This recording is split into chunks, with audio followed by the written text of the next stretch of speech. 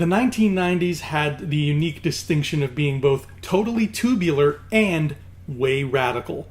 And in 2019, they're coming back in a big way because we just saw the Captain Marvel trailer, y'all. Let's talk about it. Ba-da-ba-ba-da-ba-ba. Hello everyone, welcome to Thumb Together. My name is Andrew Fantasia. Thank you so much for tuning in. As always, if you enjoy this video, please feel free to give it a thumbs up and give some love to that subscribe button as well. Speaking of love, guess what I loved? This trailer for Captain Marvel. This was a very well-directed trailer. And you'll know what I mean if you've seen it. I'm not doing a reaction. I just want to walk through it and kind of take out some little chunks and talk about the little chunks that really stood out to me. Alright, so here we go. So we start off, Captain Marvel is crashing down to Earth from God knows where, and she crash lands on Earth, and we get my favorite shot of the trailer right away. Because we see that she lands on a rooftop, and we're like, oh, she crashed into a building through the roof. That's gotta hurt. And then the camera pans down, and lo and behold, she's crashed into a Blockbuster video. This is brilliant. Whoever it was working on the film who had this idea, I just want to stand up and hug them. What a perfect way to A, establish that we are now on Earth, B, establish that this is the 90s, and C, get a fun little laugh out of the audience. All three boxes are checked. You and me have been following, Marvel and all the news they put out and all the movies, etc. So we've known for a while now this is going to be a period piece. We know. General population doesn't know that. They just think it's the next Marvel movie and that's all they know. So how do you tell those folks that this is a period piece? Throw her into a Blockbuster video. A store that doesn't exist anymore. That is so... The only way it would have been more brilliant is if there was a Toys R Us next door. Maybe that's too soon. I'm sorry. So she crashes into this Blockbuster, and my God, I don't know if it's just me, but being able to see inside a Blockbuster video again just gave me a little bit of the chills. I miss you, Blockbuster.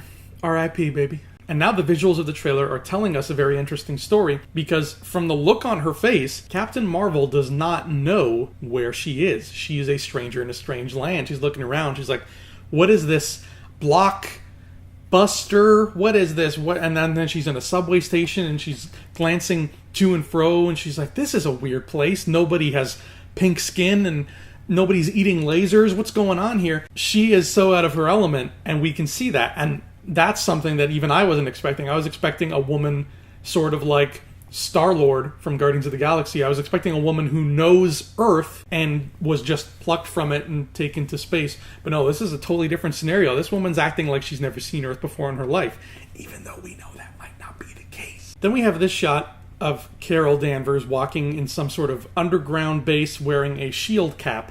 So I'm assuming at this point in the story, she's hooked up with S.H.I.E.L.D. and they're telling her exactly what's going on and what Earth is and etc. Now, I don't know what it is. Like, Brie Larson is already a very attractive woman, but for some reason when she wears a baseball cap, I don't know, I find like she's even like 10 times more attractive than she normally is. I mean, that is a beautiful woman. And now, I don't know about you, but it's getting kind of warm in here. Let's change the subject quickly. Now, as Sam Jackson does his voiceover and he mentions a car chase, and we get to see a quick snippet of that car chase. And this is another thing that I love about old movies or movies set in bygone years. Really boxy cars. I love the look of just really fugly, boxy cars, especially in like 70s movies and 90s movies. Like, they're so unique. Nothing else looks like those kind of cars, and looks like we're getting a car chase with those kind of cars. I hope that car chase is like 25 minutes long. I'm not even joking. The more I get to see cars that look like that, the happier I will be. Hashtag boxy cars for the win. And then we get our first good look at Mr. Nick Fury himself, Samuel L. Jackson, and he's got the whole makeup / CGI thing on him to make him look 20 years younger. And they did a fantastic job. He looks great. He's got both of his eyes. He looks like he just walked off the set of like Pulp Fiction or something and filmed this in his spare time. It looks really good. I'm so curious about how this technology keeps improving and just how far we can push it. Like, this has become a cornerstone now of what ILM can do. I'm assuming this is ILM who does all this.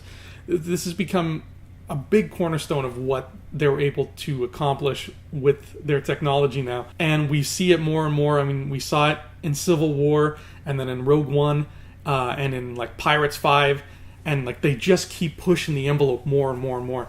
And I'm so curious of where this is going to go. The thing about this particular case is with Samuel L. Jackson, I'm impressed, but I'm not as impressed as I could be. And the reason why is Samuel L. Jackson, that dude has aged wonderfully.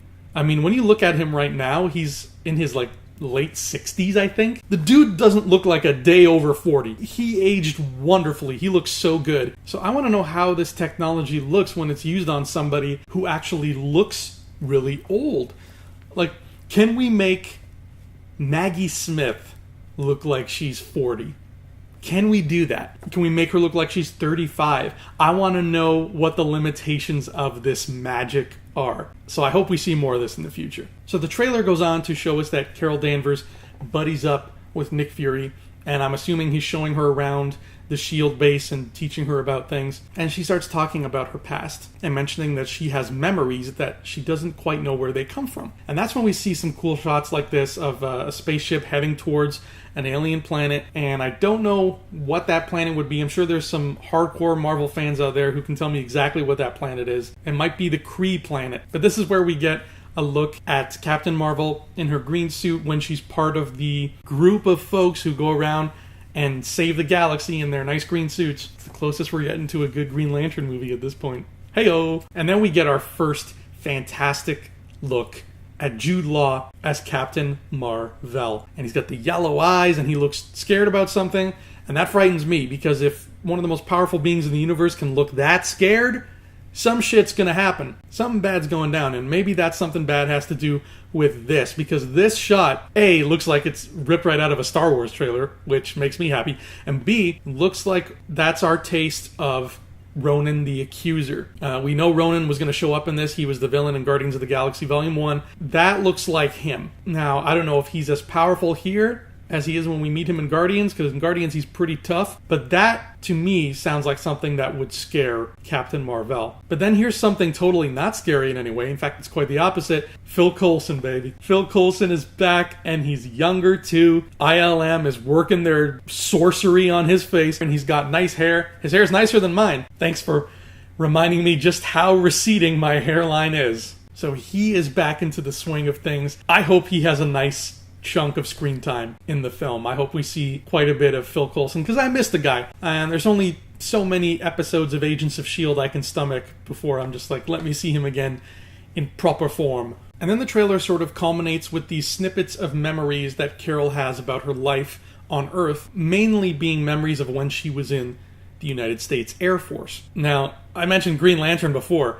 This whole sequence really reminds me of the Green Lantern stuff, because Green Lantern was also in the United States Air Force as a hotshot pilot, and the airbase where he worked was run by a woman named Carol. Can you tell that I'm just really itching for a good Green Lantern movie? Can you tell that that's just what my body wants? Because that's what my body wants. So she's swinging on ropes, and she's flying planes, and she's got, you know, her friend here that we can see next to her getting ready for a test flight or what have you. And then we get what I think is the most beautifully directed moment of this trailer. Earlier in the trailer, we saw images of Carol through different pieces of her life falling down, from a kid to a young adult to present-day Carol. And at the end of this trailer, we see each iteration of Carol stand up and continue to fight. That was beautiful, man. That was my second favorite part of the trailer after Blockbuster. I don't know if in the actual film those scenes are going to be cut together like that. I really hope they are, because that is Wachowski's level good of montage cutting. Now I'm really excited to see that sequence where Carol has to pick herself up and keep on fighting. I'm really excited to see what happens there, because I have a feeling that that's going to be a beautiful moment, and it might even draw a few tears once we're all sitting in that dark theater and nobody can see us. I think we're all going to get a little bit choked up, and that's okay. And the last thing I want to talk about was somewhere in the middle of the trailer, but it's just so damn funny, I wanted to save it for last. Carol Danvers is on a bus, and a sweet little old lady smiles up at her, and Carol responds by punching the woman in the face. Now, I'm hoping that that woman was a Skrull. We got a very tiny glimpse of the Skrull character in this trailer. So tiny that I couldn't even capture a good enough snapshot of it. But we know the Skrulls are in the film. So if there are shape-shifting aliens on Earth, God, I really hope this old lady is one of them. Because if Carol just clocked this poor woman and that's not an alien, that woman's dead. That is a dead woman. So this part of the trailer was shockingly hilarious, but also kind of scary, because if the threats are that well hidden throughout the movie, God, I don't even want to know where they could pop up. And that is really setting the stage for some scary-ass stolen identity situations further down the road. If you didn't see my Hidden Scrolls video, I'll put a link in the description where I talk about who in the MCU might actually be a hidden Skrull, and I think there's a whole ton of them waiting in the wings. So that's just my quick little breakdown of the Captain Marvel trailer. In terms of first trailers, this was really juicy. You know, I was expecting something very minimal. I was expecting something like a micro teaser, like the first thing we ever got for The Last Jedi. So it was nice to have something really meaty to chew on for a bit. And I'm sure more will be revealed by the end of the year. We're going to see a lot more footage of this movie. So let me know what you thought of the Captain Marvel trailer. Chime in the comments.